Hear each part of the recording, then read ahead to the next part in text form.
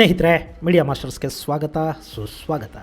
ಗೆಳೆಯರೆ, ಇತ್ತೀಚೆಗೆ ತುಂಬ ಚರ್ಚೆಗೆ ಕಾರಣ ಆಗ್ತಾ ಇರೋದು ಕರ್ನಾಟಕ ರಾಜ್ಯ ಸರ್ಕಾರ ಜಾರಿಗೆ ತರೋದಕ್ಕೆ ಹೊರಟಿರುವ ಮತಾಂತರ ನಿಷೇಧ ಕಾಯ್ದೆ. ಅದಕ್ಕೆ ಬೇಕಾದ ಎಲ್ಲ ಸಿದ್ಧತೆಗಳನ್ನು ಸರ್ಕಾರ ಈಗಾಗಲೇ ಮಾಡ್ಕೊಳ್ತಾ ಇದೆ. ವಿಧಾನ ಪರಿಷತ್ತಿನ ಚುನಾವಣೆಗಳು ಕೂಡ ಮುಗಿದಿದ್ದು, ಈಗ ಬೆಳಗಾವಿಯಲ್ಲಿ ಆರಂಭಗೊಂಡಿರೋ ಚಳಿಗಾಲದ ಅಧಿವೇಶನದಲ್ಲಿ ಮತಾಂತರ ನಿಷೇಧ ಕಾಯ್ದೆಯ ಮಸೂದೆ ಮಂಡನೆಯಾಗುವ ಸಾಧ್ಯತೆಗಳಿವೆ. ಸರ್ಕಾರ ಮತಾಂತರ ನಿಷೇಧ ಕಾಯ್ದೆಯನ್ನು ಜಾರಿಗೆ ತರುತ್ತೆ ಅಂದ ಕೂಡಲೇ ಅದಕ್ಕೆ ತೀವ್ರ ವಿರೋಧ ಕೂಡ ವ್ಯಕ್ತವಾಗ್ತಾ ಇದೆ. ಪ್ರತಿಪಕ್ಷಗಳು, ಅದರಲ್ಲೂ ಕಾಂಗ್ರೆಸ್ ಈ ಮಸೂದೆಯನ್ನು ತೀವ್ರವಾಗಿ ವಿರೋಧಿಸ್ತಾ ಇದೆ. ಕ್ರೈಸ್ತ ಮಿಷನರಿಗಳು ಈ ಕಾಯ್ದೆ ಕ್ರೈಸ್ತರನ್ನು ಗುರಿಯಾಗಿಸಿಕೊಂಡು ತರ್ತಾ ಇರೋ ಕಾಯ್ದೆ ಅನ್ನೋ ಆರೋಪ ಮಾಡ್ತಾ ಇವೆ ಮತ್ತು ಅದಕ್ಕೆ ತೀವ್ರ ವಿರೋಧವನ್ನು ಕೂಡ ವ್ಯಕ್ತಪಡಿಸ್ತಾ ಇವೆ. ಹಾಗೆಯೇ ಹಿಂದೂ ಸಂಘಟನೆಗಳು, ಮಠಾಧೀಶರು ಮತಾಂತರ ನಿಷೇಧ ಕಾಯ್ದೆಯನ್ನ ಬೆಂಬಲಿಸ್ತಾ ಇದ್ದಾರೆ. ಹಾಗಾದ್ರೆ ಮತಾಂತರ ನಿಷೇಧ ಅನ್ನೋದು ಇಷ್ಟೊಂದು ಚರ್ಚೆಗೆ, ಪರಾವಿರೋಧಗಳಿಗೆ ಕಾರಣ ಆಗ್ತಾ ಇರೋದು ಯಾಕೆ? ಆ ಕಾಯ್ದೆಯಲ್ಲಿ ಏನಿರಲಿದೆ? ಅಂಥ ಕಾಯ್ದೆಗಳು ಈಗಾಗಲೇ ಜಾರಿಯಲ್ಲಿರೋದು ಎಲ್ಲಿ? ಮೊದಲ ಬಾರಿಗೆ ಮತಾಂತರ ನಿಷೇಧ ಕಾಯ್ದೆಯ ಬಗ್ಗೆ ಮಾತನಾಡಿದ ರಾಜ್ಯ ಯಾವುದು? ಈ ಬಗ್ಗೆ ಭಾರತದ ಮೊದಲ ಪ್ರಧಾನಿಯ ನಿಲುವೇನಾಗಿತ್ತು ಅನ್ನೋ ಬಗ್ಗೆ ಒಂದಷ್ಟು ಕುತೂಹಲಕಾರಿ ವಿಷಯಗಳನ್ನು ಕೂಡ ಇಲ್ಲಿ ನೋಡೋಣ.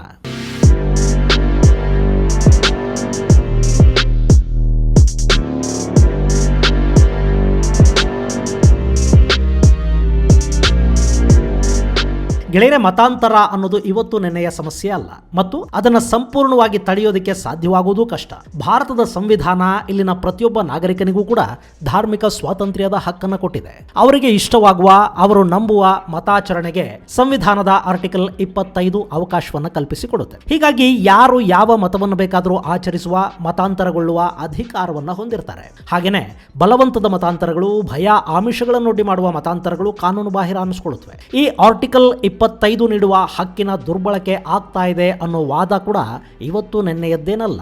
ದೇಶದ ನಾನಾ ರಾಜ್ಯಗಳಲ್ಲಿ ಈ ಹಿಂದಿನಿಂದಲೂ ಕೂಡ ಮತಾಂತರದ ವಿರುದ್ಧ ದೊಡ್ಡ ಪ್ರಮಾಣದ ದನಿ ಕೇಳಿ ಬರ್ತಾ ಇತ್ತು. ಈಗ ಅದು ಕರ್ನಾಟಕದಲ್ಲಿ ಕೂಡ ಆರಂಭ ಆಗಿದೆ ಮತ್ತು ಮತಾಂತರ ನಿಷೇಧ ಕಾಯ್ದೆಯನ್ನ ಜಾರಿಗೆ ತರೋದಕ್ಕೆ ಇಲ್ಲಿನ ಸರ್ಕಾರ ಹೊರಟಿದೆ. ಇಲ್ಲಿ ಕರ್ನಾಟಕ ಸರ್ಕಾರ ತರೋದಕ್ಕೆ ಹೊರಟಿರುವ ಮತಾಂತರ ನಿಷೇಧ ಕಾಯ್ದೆಗೆ ಉತ್ತರ ಪ್ರದೇಶದ ಮತಾಂತರ ನಿಷೇಧ ಕಾಯ್ದೆಯೇ ಸ್ಫೂರ್ತಿ ಅಂತ ಹೇಳಲಾಗ್ತಾ ಇದ್ದು, ವಿಧಾನಸಭೆಯಲ್ಲಿ ಮಂಡಿಸಲಾಗುವ ಮಸೂದೆಯಲ್ಲಿ ಖಚಿತವಾಗಿ ಏನೆಲ್ಲ ಇರಲಿದೆ ಅನ್ನೋದು ಮಸೂದೆ ಮಂಡನೆಯಾದ ನಂತರವೇ ಗೊತ್ತಾಗುತ್ತೆ. ಇನ್ನು ಉತ್ತರ ಪ್ರದೇಶದ ಸರ್ಕಾರ ಕಳೆದ ವರ್ಷ ಈ ಕಾಯ್ದೆಯನ್ನು ಜಾರಿಗೆ ತಂದಿತ್ತು. ಅದರಲ್ಲಿ ಬಲವಂತದ ಮತಾಂತರಗಳಿಗೆ ಗರಿಷ್ಠ 10 ವರ್ಷಗಳವರೆಗೆ ಶಿಕ್ಷೆ ವಿಧಿಸುವ ಅವಕಾಶ ಇದೆ. ಹಾಗೆ ಮತಾಂತರಗೊಳ್ಳುವವರು ಆ ಬಗ್ಗೆ ಕನಿಷ್ಠ 2 ತಿಂಗಳ ಮೊದಲು ಜಿಲ್ಲಾಧಿಕಾರಿಗಳಿಗೆ ಮಾಹಿತಿಯನ್ನು ಕೊಡಬೇಕಾಗುತ್ತೆ. ಆನಂತರ ಆ ಬಗ್ಗೆ ಪ್ರಕಟಣೆಯನ್ನು ಹೊರಡಿಸಿ ಅದಕ್ಕೆ ಯಾರ್ದಾದ್ರೂ ಆಕ್ಷೇಪಗಳಿದ್ರೆ ಅದನ್ನು ಸಲ್ಲಿಸೋದಕ್ಕೆ ಒಂದಷ್ಟು ಕಾಲಾವಕಾಶ ಕೊಡಲಾಗುತ್ತೆ. ಯಾವ ಆಕ್ಷೇಪವೂ ಇಲ್ಲದೆ ಇದ್ರೆ ಅಂಥ ಮತಾಂತರಕ್ಕೆ ಕಾನೂನುಬದ್ಧವಾಗಿ ಅವಕಾಶವನ್ನು ಕೊಡಲಾಗುತ್ತೆ. ಹಾಗೆ ಈ ಅವಧಿಯಲ್ಲಿ ಮತಾಂತರದ ಹಿಂದಿನ ಕಾರಣದ ಬಗ್ಗೆ ಒಂದು ತನಿಖೆ ನಡೀಬೇಕಾಗತ್ತೆ. ಮತಾಂತರಗೊಳ್ಳುವ ವ್ಯಕ್ತಿ ತಾನು ಮತಾಂತರಗೊಳ್ತಿರೋದಕ್ಕೆ ಕಾರಣ ಏನು ಅನ್ನೋದನ್ನು ಕೂಡ ತಿಳಿಸಬೇಕಾಗಿ ಬರುತ್ತೆ. ಇದು ಜಸ್ಟ್ ಬಲವಂತದ ಮತಾಂತರ ಅಥವಾ ಆಮಿಷ ಬೆದರಿಕೆಗಳನ್ನೊಡ್ಡಿ ಮಾಡಲಾಗ್ತಾ ಇರೋ ಮತಾಂತರ ಅಲ್ಲ ಅನ್ನೋದನ್ನ ಖಚಿತಪಡಿಸಿಕೊಳ್ಳುವ ಸಲುವಾಗಿ ಅಷ್ಟೇ. ಇನ್ನು ಹೀಗೆ ಮತಾಂತರಗೊಳ್ಳುವ ವ್ಯಕ್ತಿಯ ಕುಟುಂಬ ಸದಸ್ಯರಿಗೆ ಆ ಬಗ್ಗೆ ಆಕ್ಷೇಪಣೆಗಳೇನಾದರೂ ಇದ್ರೆ ಜಿಲ್ಲಾಧಿಕಾರಿಯ ಕಚೇರಿಯಲ್ಲಿ ದೂರುಗಳನ್ನು ಸಲ್ಲಿಸಬೇಕಾಗುತ್ತೆ. ಅಕಸ್ಮಾತ್ ಬಲವಂತದ ಮತಾಂತರ ನಡೆದ್ರೆ 6 ತಿಂಗಳಿಗೆ ಕಡಿಮೆ ಆಗದ ಹಾಗೆ 10 ವರ್ಷಗಳವರೆಗೆ ಶಿಕ್ಷೆಗೆ ಒಳಪಡಿಸುವ ಅವಕಾಶ ಇರುತ್ತೆ ಮತ್ತು ಈ ಪ್ರಕರಣಗಳು ಜಾಮೀನು ರಹಿತ ಅಪರಾಧ ಪ್ರಕರಣಗಳು ಅನ್ನಿಸ್ಕೊಳ್ಳುತ್ತವೆ. ಅದರಲ್ಲೂ ಅಪ್ರಾಪ್ತರನ್ನು ಮತಾಂತರಗೊಳಿಸಿದರೆ, ದಲಿತರನ್ನ ಬಲವಂತವಾಗಿ ಆಮಿಷಗಳ ಮೂಲಕ ಬೆದರಿಸಿ ಮತಾಂತರಗೊಳಿಸಿದರೆ 10 ವರ್ಷಗಳ ಶಿಕ್ಷೆಯ ಜೊತೆಗೆ 50,000 ರೂಪಾಯಿಗಳವರೆಗೆ ದಂಡ ವಿಧಿಸುವ ಅವಕಾಶ ಕೂಡ ಇರುತ್ತೆ. ಇಲ್ಲಿ ಬಲವಂತದ ಅಥವಾ ಅನ್ಲಾಫುಲ್ ಕನ್ವರ್ಷನ್ ಅಂದ್ರೆ ಏನು? ಗೆಳೆಯರೆ, ಯಾವುದೇ ವ್ಯಕ್ತಿಯನ್ನ ಬಲವಂತದಿಂದ ಅಂದ್ರೆ ಆ ವ್ಯಕ್ತಿಯ ಇಚ್ಛೆಗೆ ವಿರುದ್ಧವಾಗಿ ಮತಾಂತರಗೊಳಿಸಿದ್ರೆ, ಆಮಿಷಗಳನ್ನು ಒಡ್ಡಿ ಮತಾಂತರಗೊಳಿಸಿದ್ರೆ ಅಂದ್ರೆ ಹಣ ಕೊಡುವ, ಕೆಲಸ ಕೊಡಿಸುವ ಆಮಿಷ ಇರಬಹುದು, ಮದುವೆಗಳ ಆಮಿಷ ಇರಬಹುದು, ಮತಾಂತರಗೊಂಡರೆ ಕಾಯಿಲೆಗಳು ವಾಸಿಯಾಗತ್ವೆ, ಬದುಕು ಸುಧಾರಣೆಗೊಳ್ಳುತ್ತೆ ಮುಂತಾದ ಆಮಿಷಗಳಿರಬಹುದು. ಇಂಥ ಯಾವುದೇ ಆಮಿಷ ಒಡ್ಡಿ ಮಾಡುವ ಮತಾಂತರ ಕೂಡ ಬಲವಂತದ ಅಥವಾ ಕಾನೂನು ಬಾಹಿರ ಮತಾಂತರ ಅನ್ನಿಸ್ಕೊಳ್ಳುತ್ತೆ ಮತ್ತು ಇಂಥ ಮತಾಂತರಗಳು ಶಿಕ್ಷಾರ್ಹ ಅಪರಾಧಗಳಾಗತ್ವೆ. ಇಲ್ಲಿ ರಾಜ್ಯ ಸರ್ಕಾರ ಕೂಡ ಇದೇ ತರಹದ ಕಾನೂನನ್ನ ಜಾರಿಗೆ ತರೋದಕ್ಕೆ ಹೊರಟಂತಿದೆ.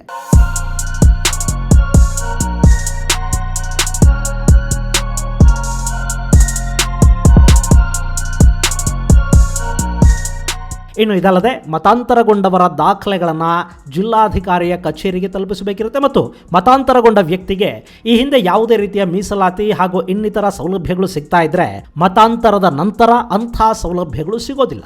ಮತಾಂತರಗೊಂಡ ವ್ಯಕ್ತಿ ಕೇವಲ ಧಾರ್ಮಿಕ ಅಲ್ಪಸಂಖ್ಯಾತರ ಕೋಟಾದ ಅಡಿ ಅನುಕೂಲಗಳನ್ನು ಪಡೆಯೋದಕ್ಕೆ ಮಾತ್ರ ಸಾಧ್ಯ ಆಗುತ್ತೆ. ಇಲ್ಲಿ ದಲಿತ ಸಮುದಾಯದ ವ್ಯಕ್ತಿಗಳು ಮತಾಂತರಗೊಂಡ್ರೆ ಆನಂತರ ಅವರು ದಲಿತರಾಗಿ ಉಳಿಯೋದಿಲ್ಲ. ಹೀಗಾಗಿ ಅವರಿಗೆ ಮೀಸಲಾತಿ ಸೇರಿದ ಹಾಗೆ ಇನ್ನಿತರ ಸೌಲಭ್ಯಗಳು ದೊರೆಯೋದಿಲ್ಲ ಅಂತ ಹೇಳಲಾಗ್ತಾ ಇದೆ. ಗೆಳೆಯರ, ಈ ಕಾಯ್ದೆಯಿಂದ ಏನೋ ದೊಡ್ಡ ಬದಲಾವಣೆ ಆಗಿ ಹೋಗುತ್ತೆ ಅಂತೇನೋ ಅನ್ಸೋದಿಲ್ಲ ಮತ್ತು ಅದನ್ನು ವಿರೋಧಿಸೋದಕ್ಕೆ ಕೂಡ ಅಂತ ಯಾವ ಕಾರಣಗಳು ಕೂಡ ಕಂಡು ಬರ್ತಾ ಇಲ್ಲ. ಯಾಕೆಂದ್ರೆ ಈ ಮತಾಂತರ ನಿಷೇಧ ಕಾಯ್ದೆ ಅನ್ನೋದು ಮೊಟ್ಟ ಮೊದಲಿಗೆ ಜಾರಿಗೆ ಬರ್ತಾ ಇರೋದು ಕರ್ನಾಟಕದಲ್ಲಿ ಮಾತ್ರ ಅಲ್ಲ. ಹಾಗಂತ ಉತ್ತರ ಪ್ರದೇಶದ ಯೋಗಿ ಸರ್ಕಾರವನ್ನು ನೋಡಿಕೊಂಡು ಈ ಕಾಯ್ದೆಯನ್ನು ಜಾರಿಗೆ ತರ್ತಿದ್ದಾರೆ ಅಂತ ಹೇಳೋದಕ್ಕೆ ಕೂಡ ಸಾಧ್ಯವಾಗುವುದಿಲ್ಲ. ಇದು ಬಿಜೆಪಿಯ ಕೊಡುಗೆ ಅಥವಾ ಬಿಜೆಪಿಯ ಐಡಿಯಾ ಕೂಡ ಅಲ್ಲ. ಹಾಗೆ ನೋಡಿದ್ರೆ ಇಂಥದ್ದೊಂದು ಕಾಯ್ದೆ ಭಾರತದಲ್ಲಿ ಮೊಟ್ಟ ಮೊದಲ ಬಾರಿಗೆ ಜಾರಿಗೆ ಬಂದದ್ದು ಬ್ರಿಟಿಷರ ಅವಧಿಯಲ್ಲಿ. ಅವತ್ತಿನ ಕೆಲ ರಾಜಾಡಳಿತದ ಪ್ರಾಂತಗಳು ಮೊದಲು ಈ ಮತಾಂತರ ನಿಷೇಧ ಕಾಯ್ದೆಯನ್ನು ಜಾರಿಗೆ ತಂದವು ಮತ್ತು ಈ ಕಾಯ್ದೆ ಜಾರಿಗೆ ಬಂದಿದ್ದೇ ಮಿಷನರಿಗಳು ಅವತ್ತಿಗೆ ನಡೆಸ್ತಾ ಇದ್ದ ಮತಾಂತರದ ವಿರುದ್ಧ. ರಾಯ್ಘರ್ ಸ್ಟೇಟ್ ಕನ್ವರ್ಷನ್ ಆಕ್ಟ್ ಅನ್ನೋದು ಜಾರಿಗೆ ಬಂದಿದ್ದು 1936ರಲ್ಲಿ. ಹಾಗೆಯೇ Udaipur state anti conversion act 1946ರಲ್ಲಿ ಜಾರಿಗೆ ಬಂತು. ಅದಾದ ಮೇಲೆ ಬಿಕನೇರ್, ಪಾಟ್ನಾ, ಜೋಧಪುರಗಳು ಕೂಡ ಇಂಥದ್ದೇ ಕಾಯ್ದೆಗಳನ್ನು ಜಾರಿಗೆ ತಂದವು. ಇದು ಬಂದದ್ದು ಸ್ವಾತಂತ್ರ್ಯ ಪೂರ್ವದಲ್ಲಿ. ಇನ್ನು ಭಾರತಕ್ಕೆ ಸ್ವಾತಂತ್ರ್ಯ ಬಂದ ನಂತರ ದೇಶದಾದ್ಯಂತ ಇಂಥದ್ದೊಂದು ಕಾಯ್ದೆಯನ್ನು ಜಾರಿಗೆ ತರಬೇಕು ಅಂತ ಕೆಲ ಮಸೂದೆಗಳ ಮಂಡನೆ ಆಯ್ತಾದರೂ ಅವ್ಯಾವು ಕೂಡ ಪಾರ್ಲಿಮೆಂಟಲ್ಲಿ ಪಾಸ್ ಆಗಲಿಲ್ಲ. ಮುಂದೆ ಅಂದರೆ ಸ್ವತಂತ್ರ ಭಾರತದಲ್ಲಿ ಮೊದಲ ಬಾರಿಗೆ ಇಂಥದ್ದೊಂದು ಕಾಯ್ದೆಯನ್ನು ಜಾರಿಗೆ ತಂದದ್ದು ಒರಿಸ್ಸಾ. ಆ ನಂತರ ಅದೇ ಹಾದಿಯಲ್ಲಿ ಹೆಜ್ಜೆ ಹಾಕಿದ ಮಧ್ಯಪ್ರದೇಶ 1968ರಲ್ಲಿ ಮತಾಂತರ ನಿಷೇಧ ಕಾಯ್ದೆಯನ್ನು ಜಾರಿಗೆ ತರುತ್ತೆ. ಅವತ್ತಿಗೆ ಮಧ್ಯಪ್ರದೇಶದಲ್ಲಿ ಸಂಯುಕ್ತ ವಿಧಾಯಕ ದಳದ ಸರ್ಕಾರ ಇತ್ತು ಮತ್ತು ಗೋವಿಂದ ನಾರಾಯಣ್ ಸಿಂಗ್ ಮುಖ್ಯಮಂತ್ರಿ ಆಗಿದ್ರು. ಇಲ್ಲಿ ಒಡಿಸ್ಸಾ ಮತ್ತು ಮಧ್ಯಪ್ರದೇಶಗಳೆರಡೂ ಕೂಡ ಈ ಕಾಯ್ದೆಯನ್ನು ಜಾರಿಗೆ ತರುವುದಕ್ಕೆ ಕಾರಣವಾಗಿದ್ದು ಒನ್ಸ್ ಅಗೈನ್ ಕ್ರಿಶ್ಚಿಯನ್ ಮಿಷನರಿಗಳಿಂದ ನಡೀತಾ ಇದ್ದ ಮತಾಂತರ. ಈ ಎರಡೂ ರಾಜ್ಯಗಳಲ್ಲೂ ಕೂಡ ಬುಡಕಟ್ಟು ಜನಾಂಗ ಹೆಚ್ಚಾಗಿದ್ದಾರೆ. ಅದರಲ್ಲೂ ಅವತ್ತಿಗೆ ಮಧ್ಯಪ್ರದೇಶ ಇವತ್ತಿನ ಛತ್ತೀಸ್ಗಢವನ್ನು ಕೂಡ ಒಳಗೊಂಡಿತ್ತು. ಅದು ಅತಿ ಹೆಚ್ಚು ಬುಡಕಟ್ಟು ಜನರಿದ್ದ ಪ್ರದೇಶ ಆಗಿತ್ತು. ಅಲ್ಲಿ ಕ್ರೈಸ್ತ ಮಿಷನರಿಗಳು ಬೇರೆ ಬೇರೆ ರೀತಿಯ ಸೇವಾ ಚಟುವಟಿಕೆಗಳ ಹೆಸರಲ್ಲೇ ಬುಡಕಟ್ಟು ಜನರನ್ನ ಮತಾಂತರಿಸೋದಕ್ಕೆ ಮುಂದಾದವು. ಇಲ್ಲಿ ಬುಡಕಟ್ಟು ಜನ ಇದಾರಲ್ಲ, ಅವರ ಸಂಪ್ರದಾಯಗಳು, ಆಚರಣೆಗಳು ಇವೆಲ್ಲ ಕೂಡ ವಿಭಿನ್ನ ಹಾಗೂ ವಿಶಿಷ್ಟ ಅನ್ನಿಸ್ಕೊಳ್ಳುತ್ತವೆ. ಅಲ್ಲಿ ಮತಾಂತರದ ಚಟುವಟಿಕೆಗಳು ಶುರುವಾದರೆ ಅವರ ಮೂಲ ಆಚರಣೆಗಳು, ಮೂಲ ಸಂಸ್ಕೃತಿ ನಾಶ ಆಗುತ್ತೆ ಅನ್ನೋ ಆತಂಕಕ್ಕೆ ಬಿದ್ದು ಅಲ್ಲಿ ಮತಾಂತರ ನಿಷೇಧ ಕಾಯ್ದೆಯನ್ನು ಜಾರಿಗೆ ತರಲಾಯಿತು.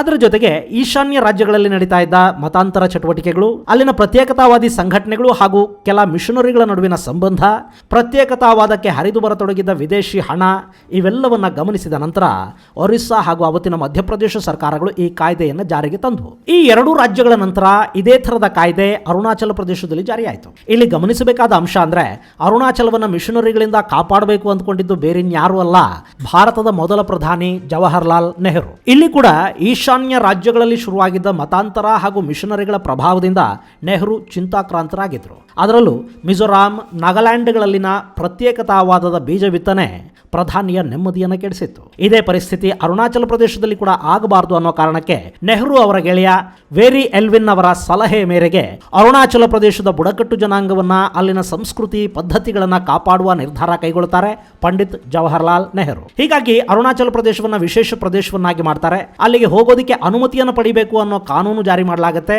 ಹೀಗಾಗಿನೇ ಅರುಣಾಚಲ ಪ್ರದೇಶದಲ್ಲಿ ನೇರವಾಗಿ ಮಿಷನರಿ ಚಟುವಟಿಕೆಗಳು ಕಡಿಮೆ ಆಗುತ್ತವೆ. ಆದರೆ ಅಸ್ಸಾಂ, ನಾಗಾಲ್ಯಾಂಡ್ ಗಡಿಯಲ್ಲಿ ಯಥಾಪ್ರಕಾರ ಮಿಷನರಿ ಚಟುವಟಿಕೆಗಳು ನಡೀತಾ ಹೋಗುತ್ತವೆ. ಇಷ್ಟಾದ ನಂತರ 1978ರಲ್ಲಿ ಅರುಣಾಚಲ ಪ್ರದೇಶದಲ್ಲಿ ರಿಲಿಜಿಯಸ್ ಕನ್ವರ್ಷನ್ ಆಕ್ಟ್ ಜಾರಿಗೆ ಬರುತ್ತೆ. ಇಷ್ಟಾದರೂ ಅಲ್ಲಿ ಮತಾಂತರವನ್ನು ತಡೆಯೋದಕ್ಕೇನು ಸಾಧ್ಯ ಆಗಲಿಲ್ಲ. ಅಲ್ಲಿ 30% ಕ್ರೈಸ್ತರಿದ್ದಾರೆ. ಅಲ್ಲಿನ ಮೂಲ ನಿವಾಸಿಗಳಾದ ಡೋನಿಪೋಲೋ ಬುಡಕಟ್ಟು ಜನರ ಸಂಖ್ಯೆ 26%ಕ್ಕೆ ಕುಸಿದಿದೆ. 29% ಅಲ್ಲಿ ಹಿಂದೂಗಳು, 11% ಬೌದ್ಧರು, 1.9% ಮುಸಲ್ಮಾನರು ಇದ್ದಾರೆ. ಸ್ವತಂತ್ರ ಭಾರತದಲ್ಲಿ ಮತಾಂತರ ನಿಷೇಧ ಕಾಯ್ದೆಯನ್ನು ಜಾರಿಗೆ ತಂದ 3ನೇ ರಾಜ್ಯ ಅರುಣಾಚಲ ಪ್ರದೇಶ. ಇದಾದ ನಂತರ ಇಂಥದ್ದೇ ಕಾಯ್ದೆ ಜಾರಿಯಾಗಿದ್ದು 2002ರಲ್ಲಿ ತಮಿಳುನಾಡಲ್ಲಿ. ಅಲ್ಲಿ ಕೂಡ ಕ್ರೈಸ್ತ ಮಿಷನರಿಗಳು ಅತಿ ಹೆಚ್ಚು ಪ್ರಮಾಣದಲ್ಲಿ ಮತಾಂತರವನ್ನು ನಡೆಸ್ತಾ ಇವೆ ಅನ್ನೋ ಕಾರಣಕ್ಕೆ ತಮಿಳುನಾಡಲ್ಲಿ 2002ರಲ್ಲಿ ಬಲವಂತದ ಮತಾಂತರಗಳನ್ನು ನಿಷೇಧಿಸುವ ಕಾಯ್ದೆಯನ್ನು ಜಾರಿಗೆ ತರಲಾಯಿತು. ಹಾಗೆಯೇ 2017ರಲ್ಲಿ ಜಾರ್ಖಂಡ್ನಲ್ಲಿ ಕೂಡ ಇದೇ ಥರದ ಕಾಯ್ದೆ ಜಾರಿಗೆ ಬಂತು.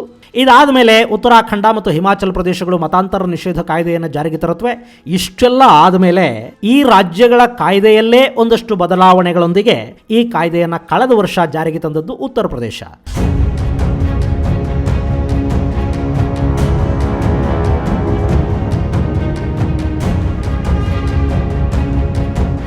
ಇಲ್ಲಿ ಉತ್ತರ ಪ್ರದೇಶ ಸರ್ಕಾರ ಬಲವಂತದ ಮತಾಂತರವನ್ನು ಜಾಮೀನು ರಹಿತ ಅಪರಾಧಗಳ ಪಟ್ಟಿಗೆ ಸೇರಿಸಿತು. 6 ತಿಂಗಳಿಂದ 10 ವರ್ಷಗಳವರೆಗೆ ಜೈಲು ಶಿಕ್ಷೆಯನ್ನು ವಿಧಿಸುವ ಅವಕಾಶವನ್ನು ಕಲ್ಪಿಸಿತು. ಬಿಟ್ರೆ ಈ ಮತಾಂತರ ನಿಷೇಧ ಕಾಯ್ದೆಯನ್ನ ಮೊದಲು ಜಾರಿಗೆ ತಂದದ್ದು ಉತ್ತರ ಪ್ರದೇಶವಂತೂ ಖಂಡಿತ ಅಲ್ಲ. ಈಗ ಇದೇ ಥರದ ಕಾಯ್ದೆಯನ್ನು ರೂಪಿಸೋದಕ್ಕೆ ಕರ್ನಾಟಕ ಕೂಡ ಹೊರಟಿದೆ. ಈಗ ವಿಧಾನ ಪರಿಷತ್ತು ಚುನಾವಣೆಯ ಫಲಿತಾಂಶ ಕೂಡ ಬಂದಿದ್ದು, ವಿಧಾನ ಪರಿಷತ್ತಲ್ಲಿ ಕೂಡ ಸರ್ಕಾರಕ್ಕೆ ಬೇಕಾದಷ್ಟು ಬಹುಮತ ಸಿಗ್ತಾ ಇದೆ. ಹೀಗಾಗಿ ಬೆಳಗಾವಿಯ ಅಧಿವೇಶನದಲ್ಲಿ ಈ ಮಸೂದೆ ಮಂಡನೆಯಾದರೆ ಅದಕ್ಕೆ ಬಹುಮತವನ್ನು ಪಡೆಯೋದು ಸರ್ಕಾರಕ್ಕೆ ಕಷ್ಟ ಏನೂ ಆಗಲಾರದು. ಆದರೆ ಗೆಳೆಯರೆ, ಇಲ್ಲಿ ನಾವು ಗಮನಿಸಬೇಕಾದ ಅತಿ ಮುಖ್ಯ ಅಂಶ ಒಂದಿದೆ. ಇವತ್ತು ಮತಾಂತರ ನಿಷೇಧ ಕಾಯ್ದೆ ಬೇಕು ಅಂತ ಕೆಲವರು, ಅದು ನಮ್ಮನ್ನೇ ಟಾರ್ಗೆಟ್ ಮಾಡಿಕೊಂಡು ಮಾಡಲಾಗ್ತಾ ಇರೋ ಕಾಯ್ದೆ ಅಂತ ಮತ್ತೆ ಕೆಲವರು ವಾದ ಮಾಡ್ತಾ ಇದ್ದಾರೆ. ಇಲ್ಲಿ ಯಾವುದೇ ವ್ಯಕ್ತಿಯನ್ನು ಬಲವಂತವಾಗಿ ಅಥವಾ ಆಮಿಷಗಳನ್ನು ಒಡ್ಡಿ ಮತಾಂತರ ಮಾಡುವುದು ಖಂಡಿತ ಸರಿಯಲ್ಲ, ಅದು ತಪ್ಪು. ಈ ವಿಷಯವನ್ನ ಹಿರಿಯ ಕ್ರೈಸ್ತ ಪಾದ್ರಿಗಳು ಕೂಡ ಒಪ್ಪುತ್ತಾ ಇದ್ದಾರೆ. ಯಾರನ್ನು ಬಲವಂತವಾಗಿ ನಾವು ನಮ್ಮ ಮತಕ್ಕೆ ಕರೆತರ್ತಿಲ್ಲ ಅಂತ ಅವರು ಹೇಳ್ತಾರೆ, ಆದರೆ ಅದು ಸಂಪೂರ್ಣವಾಗಿ ನಿಜಾನೂ ಅಲ್ಲ. ಇವತ್ತಿಗೂ ಮತಾಂತರವನ್ನೇ ಮೂಲ ಕಸುಬನ್ನಾಗಿ ಮಾಡಿಕೊಂಡ ಸಾಕಷ್ಟು ಸಂಘಟನೆಗಳು ಕೆಲಸ ಮಾಡ್ತಾ ಇವೆ. ದಕ್ಷಿಣ ಭಾರತದಲ್ಲಿ, ಅದರಲ್ಲೂ ತಮಿಳುನಾಡು, ಕರ್ನಾಟಕ, ಆಂಧ್ರ, ತೆಲಂಗಾಣಗಳಲ್ಲಿ ಮತಾಂತರ ಚಟುವಟಿಕೆಗಳು ತುಂಬಾನೇ ಹೆಚ್ಚಾಗ್ತಾ ಹೋಗ್ತಾ ಇವೆ. ತೆಲುಗು ಮತ್ತು ತಮಿಳು ರಾಜ್ಯಗಳಲ್ಲಂತೂ ಅದಕ್ಕಾಗಿಯೇ 10 ಟಿವಿ ಚಾನಲ್ಗಳಿವೆ, ಯೂಟ್ಯೂಬ್ ಚಾನಲ್ಗಳು ತಲೆ ಎತ್ತಿವೆ. ಅಲ್ಲಿ ಧರ್ಮ ಪ್ರಚಾರಕ್ಕೆ, ಮತಾಂತರಗಳಿಗೆ ಸಿಕ್ಕಾಪಟ್ಟೆ ಫಂಡಿಂಗ್ ಆಗ್ತಾ ಇದೆ ಅನ್ನೋ ಅನುಮಾನಗಳು ಬರೋದಕ್ಕೆ ಸಾಕಷ್ಟು ಕಾರಣಗಳು ಇವೆ. ಇನ್ನು ಮತಾಂತರ ಅನ್ನೋದು ಸಮಾನತೆಯನ್ನು ತಂದುಕೊಡುತ್ತಾ? ಮತಾಂತರ ಮಾಡ್ತಿರೋ ಸಮುದಾಯಗಳಲ್ಲಿನ ಅಸಮಾನತೆಯನ್ನ, ಬಡತನವನ್ನ ನೋಡಿದ್ರೆ ಅದು ಕೂಡ ನಿಜ ಅಂತೇನು ಅನಿಸೋದಿಲ್ಲ. ಇಲ್ಲಿ ಮತಾಂತರಗೊಂಡವರು ಮೀಸಲಾತಿ ಸೌಲಭ್ಯವನ್ನು ಪಡೀತಿದ್ದಾರೆ ಅನ್ನೋ ಇನ್ನೂ ಒಂದು ಆರೋಪ ಇದೆ. ಈ ಹೊಸ ಕಾನೂನು ಜಾರಿಯಾದ್ರೆ ಮತಾಂತರಗೊಂಡವರು ತಮ್ಮ ಮೀಸಲಾತಿ ಸೌಲಭ್ಯಗಳನ್ನು ಬಿಡಬೇಕಾಗಬಹುದು. ಹಾಗಂತ ಕೇವಲ ಮೀಸಲಾತಿ ಸೌಲಭ್ಯ ಪಡೀತಿರೋರು ಮಾತ್ರ ಮತಾಂತರವಾಗ್ತಿದ್ದಾರೆ ಅಂತೇನಲ್ಲ, ಬೇರೆ ಸಮುದಾಯಗಳೂ ಕೂಡ ಮತ ಬದಲಾಯಿಸಿಕೊಳ್ತಾ ಇರೋದನ್ನ ನಾವು ನೋಡ್ತಾ ಇದ್ದೀವಿ. ಹೀಗಾಗಿ ಮತಾಂತರ ಅನ್ನೋದು ಯಾಕಾಗಿ ಆಗ್ತಾ ಇದೆ ಅನ್ನೋದನ್ನು ಕೂಡ ಮತಾಂತರಗಳ ವಿರುದ್ಧ ಮಾತಾಡೋ ಜನ ಗಮನಿಸಬೇಕಾಗತ್ತೆ. ಕ್ರೈಸ್ತ ಮಿಷನರಿಗಳು ಸೇವೆಯ ಹೆಸರಲ್ಲಿ ಮತಾಂತರ ಮಾಡ್ತಿವೆ ಅನ್ನೋದೇ ಆದ್ರೆ, ಹಿಂದೂ ಮಠಗಳು ಕೂಡ ಸೇವೆಗೆ ಮುಂದೆ ಬರಲಿ, ಒಂದಷ್ಟು ಉಚಿತ ಶಾಲೆಗಳು, ಆಸ್ಪತ್ರೆಗಳನ್ನು ತೆರೆಯೋ ಕೆಲಸ ಆಗಲಿ, ಮಠಗಳಲ್ಲಿ ಕೊಳಿತಾ ಬಿದ್ದಿರೋ ಹಣ ಸಾಮಾಜಿಕ ಸೇವೆಗಳಿಗೆ ಬಳಕೆ ಆಗಲಿ. ಅದೆಲ್ಲ ಹಣ ಕೂಡ ಜನ ಕೊಟ್ಟಿದ್ದೆ, ಮತ್ತು ಆ ಜನರನ್ನ ಉಳಿಸ್ಕೊಳ್ಳೋದಿಕ್ಕೆ ಸಾಧ್ಯ ಆದ್ರೆ ಮಾತ್ರ ನಿಮಗೆ ಪಾದಪೂಜೆ ಮಾಡೋದಕ್ಕೆ, ಕಾಲಿಗೆ ಬೀಳೋದಕ್ಕೆ ಮುಂದೆ ಕೂಡ ಜನ ಇರ್ತಾರೆ. ಹಾಗಲ್ಲದೆ ಇದ್ರೆ ಮಠಗಳು ಇರೋದಿಲ್ಲ, ಮಠಗಳಿಗೆ ಹಣವೂ ಬರೋದಿಲ್ಲ. ಇದನ್ನ ಸಾಕಷ್ಟು ಮಠಾಧೀಶರು ಅರ್ಥ ಮಾಡಿಕೊಂಡು ಸಾಮಾಜಿಕ ಚಟುವಟಿಕೆಗಳಿಗೆ ಮುಂದಾದ್ರೆ, ಸಮಾಜದಲ್ಲಿನ ಜಾತಿಯ ಅನಿಷ್ಟವನ್ನು ತೊಲಗಿಸೋದಕ್ಕೆ ಸಾಧ್ಯ ಆದರೆ ಮತಾಂತರ ಅನ್ನೋದು ತಾನಾಗಿ ನಿಂತು ಹೋಗುತ್ತೆ. ಗೆಳೆಯರೆ, ಇಲ್ಲಿ ಮತಾಂತರ ಅನ್ನೋದು ಕೇವಲ ಸೆಕ್ಯುಲರಿಸಮ್ ಅನ್ನೋ ಕನ್ನಡಕ ಹಾಕ್ಕೊಂಡು ನೋಡೋ ವಿಷಯ ಅಷ್ಟೇ ಅಲ್ಲ. ಇನ್ನು ಇದು ಧಾರ್ಮಿಕ ನಂಬಿಕೆಗಳಿಗೆ ಮತ್ತು ಆಚರಣೆಗಳಿಗಷ್ಟೇ ಸಂಬಂಧಿಸಿದ ವಿಷಯವಾಗಿ ಕೂಡ ಉಳಿದಿಲ್ಲ. ಈ ದೇಶದಲ್ಲಿ ಇಸ್ಲಾಂ, ಕ್ರೈಸ್ತ ಮತ ಇವೆಲ್ಲ ಬರೋ ಮೊದಲು ಕೂಡ ಮತಾಂತರ ಅನ್ನೋದು ಇದ್ದೇ ಇತ್ತು. ಶೈವರು ವೈಷ್ಣವರಾಗ್ತಾ ಇದ್ರು, ವೈಷ್ಣವರು ಶಾಕ್ತರಾಗ್ತಾ ಇದ್ರು, ಜೈನ ಧರ್ಮವನ್ನು ಅವಲಂಬನೆ ಮಾಡ್ತಾ ಇದ್ರು, ಬೌದ್ಧರು ಆಗ್ತಾ ಇದ್ರು, ಮತ್ತೆ ಬೌದ್ಧರು ಹಿಂದೂಗಳಾಗಿದ್ದು ಇತ್ತು. ಅವತ್ತಿಗಿದು ಕೇವಲ ಧಾರ್ಮಿಕ ಆಚರಣೆಗಳಿಗೆ ಅಷ್ಟೇ ಸಂಬಂಧಿಸಿದ ವಿಷಯ ಆಗಿತ್ತು. ಆದರೆ ಈಗ ಅದು ಕೇವಲ ಇಷ್ಟಕ್ಕೆ ನಿಂತಿಲ್ಲ. ಈಶಾನ್ಯ ರಾಜ್ಯಗಳಲ್ಲಿ ಮತಾಂತರದಿಂದ ಸಾಕಷ್ಟು ಅನಾಹುತಗಳಾಗಿವೆ. ಅಲ್ಲಿನ ಪ್ರತ್ಯೇಕತಾವಾದ ಹುಟ್ಟೋದಕ್ಕೆ ಮತಾಂತರ ಅನ್ನೋದೇ ಮುಖ್ಯ ಕಾರಣ ಆಗಿದೆ. ಅಷ್ಟೇ ಅಲ್ಲ, ಅದು ಈ ನೆಲದ ಬಹುತತ್ವವನ್ನು ನಾಶ ಮಾಡುತ್ತೆ. ಇಲ್ಲಿನ ವಿಶಿಷ್ಟ ಸಂಸ್ಕೃತಿ, ಆಚರಣೆಗಳು ನಾಶ ಆಗೋದಕ್ಕೆ ಈ ಮತಾಂತರ ಅನ್ನೋದು ಕಾರಣ ಆಗುತ್ತೆ. ಇಲ್ಲಿ ಕೂಡ ನಾವು ಗಮನಿಸಬೇಕಾದ ಅಂಶ ಅಂದ್ರೆ, ಕ್ಯಾಥೋಲಿಕ್ ಚರ್ಚ್ಗಳು ಮತಾಂತರದಂತಹ ಚಟುವಟಿಕೆಗಳಲ್ಲಿ ಹೆಚ್ಚಾಗಿ ತೊಡಗಿಸ್ಕೊಂಡಿಲ್ಲ. ಆದ್ರೆ ನ್ಯೂ ಏಜ್ ಚರ್ಚ್ಗಳು ಹುಟ್ಕೊಳ್ತಾ ಇವೆ. ಅವು ಅತಿ ಹೆಚ್ಚು ಪ್ರಮಾಣದಲ್ಲಿ ಮತಾಂತರದ ಚಟುವಟಿಕೆಗಳಲ್ಲಿ ಭಾಗಿಯಾಗ್ತಾ ಇವೆ.